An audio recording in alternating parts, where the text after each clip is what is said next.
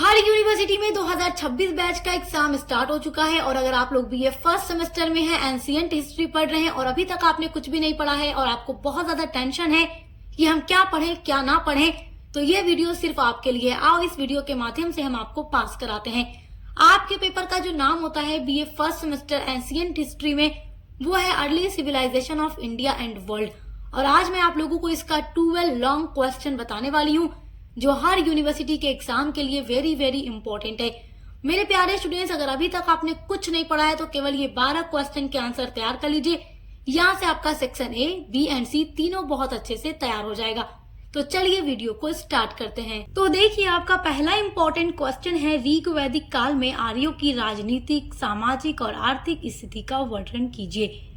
तो ये आपके हिस्ट्री का बहुत ही इंपॉर्टेंट क्वेश्चन है। ऋग वैदिक काल या वैदिक काल, किसी भी तरीके से क्वेश्चन आपसे पूछ सकता है, क्योंकि वैदिक काल में ही जो मानव थे उनको आर्य कहा गया। तो वैदिक काल में आर्यों की राजनीतिक, सामाजिक और आर्थिक स्थिति कैसी थी। तो वैदिक काल जो है उसमें दो भाग आते हैं, एक ऋग वैदिक काल और एक उत्तर वैदिक काल। दोनों के बारे में हम आपको पढ़ा चुके हैं। उनकी राजनीतिक, सामाजिक और आर्थिक स्थिति कैसी थी, सब कुछ हम पढ़ा चुके हैं। जितना क्वेश्चन आज की वीडियो में मैं आप लोगों को बता रही हूँ, सभी पर हमने डिटेल में वीडियो अपलोड कर दी है। तो आप प्लेलिस्ट को चेक कर लीजिएगा। प्लेलिस्ट की लिंक मिल जाएगी इसी वीडियो के डिस्क्रिप्शन बॉक्स में। आपका सेकेंड वेरी इंपॉर्टेंट क्वेश्चन है, वर्ण और आश्रम व्यवस्था पर संक्षिप्त टिप्पणी लिखिए। तो वर्ण व्यवस्था के बारे में और आश्रम व्यवस्था के बारे में भी हम आपको पूरा डिटेल में पढ़ा चुके हैं, तो आप देखकर तैयार कर लीजिएगा। बहुत ही इंपॉर्टेंट क्वेश्चन है आपका तीसरा वेरी इंपॉर्टेंट क्वेश्चन है, हम्मुराबी की विधि संहिता की विवेचना कीजिए। तो ये क्वेश्चन भी आपके एंशिएंट हिस्ट्री का बहुत ही इंपॉर्टेंट क्वेश्चन है।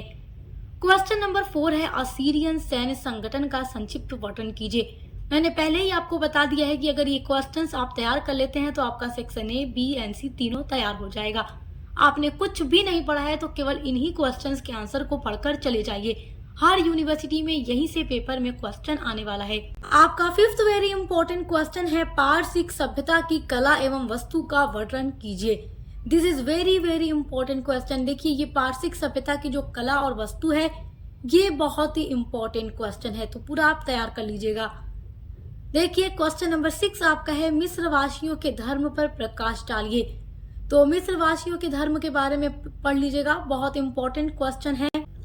क्वेश्चन नंबर 7 आपका है, प्रारंभिक भारतीय संस्कृतियों के अध्ययन के पुरातात्विक स्रोतों का वर्णन कीजिए। ये क्वेश्चन भी आपके एग्जाम के लिए वेरी वेरी मोस्ट इंपॉर्टेंट है।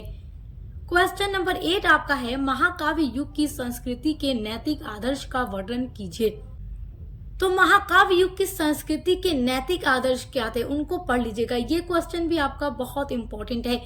पिछले कई सालों से, 4-5 सालों से ये सारे क्वेश्चन लगातार एग्जाम में रिपीट हो रहे हैं और जो क्वेश्चन बार बार बीए में पूछा जाता है, समझिए कि वो इम्पोर्टेंट है। तो ये सारा क्वेश्चन आपके लिए बहुत इंपॉर्टेंट है। आप ये बात तो जानते ही कि जब अगर हम प्रीवियस ईयर क्वेश्चन पेपर को देखकर तैयारी करें तो वो तैयारी हमारे लिए 100% अच्छी होती है। तो ये सारा प्रीवियस ईयर क्वेश्चन पेपर में रिपीटेड क्वेश्चन है जो हर बार एग्जाम में पूछा जाता है हर यूनिवर्सिटी के अंदर। क्वेश्चन नंबर आपका 9 है, बेबीलोनिया सभ्यता के सामाजिक एवं धार्मिक जीवन का वर्णन कीजिए। तो देखिए, बेबीलोनिया की सभ्यता बहुत ही इंपॉर्टेंट टॉपिक है आपके सिलेबस का। तो आप बेबीलोनिया की सभ्यता की सामाजिक और धार्मिक स्थिति के बारे में पढ़ लीजिएगा कि उस टाइम लोगों की सामाजिक और धार्मिक जीवन कैसा था। ये हर बार लॉन्ग क्वेश्चन में पूछा जाता है। क्वेश्चन नंबर 10 आपका है, प्राचीन विश्व की सभ्यताओं के उदय में नदी घाटियों के योगदान का वर्णन कीजिए। यानी कि प्राचीन विश्व में जो सभ्यता विकसित होती थी, उदय होती थी, उसमें नदी घाटियों का क्या योगदान था। क्योंकि देखिए, अक्सर नदी घाटियों में सभ्यताएं विकसित हो रही थी। तो ये बहुत ही इंपॉर्टेंट क्वेश्चन है आपके लिए और ये लॉन्ग में ही पूछता है, तो इसको आप लोग बहुत अच्छे से तैयार कर लीजिएगा। क्वेश्चन नंबर 11 है, बहुत इंपॉर्टेंट क्वेश्चन है, सिंधु घाटी सभ्यता की नगर योजना की प्रमुख विशेषताओं का वर्णन कीजिए। तो सिंधु घाटी सभ्यता, जिसको हड़प्पा सभ्यता के नाम से भी जाना जाता है, तो हमने हड़प्पा सभ्यता के ऊपर डिटेल में वीडियो बनाई हुई है जिसमें मैंने आपको सब कुछ डिटेल में पढ़ाया है। तो आप उस वीडियो को देख लीजिएगा, तो आपका सिंधु घाटी सभ्यता से पूरा टॉपिक तैयार हो जाएगा। और देखिए, सिंधु घाटी सभ्यता एक बहुत ही विकसित सभ्यता थी और वहाँ का नगर जो योजना थी वो भी बहुत अच्छी थी। तो सारी चीजों के बारे में हमने आपको डिटेल में पढ़ा दिया है। क्वेश्चन नंबर 12 आपका है, सिंधु सरस्वती सभ्यता के भौगोलिक विस्तार का विवरण कीजिए।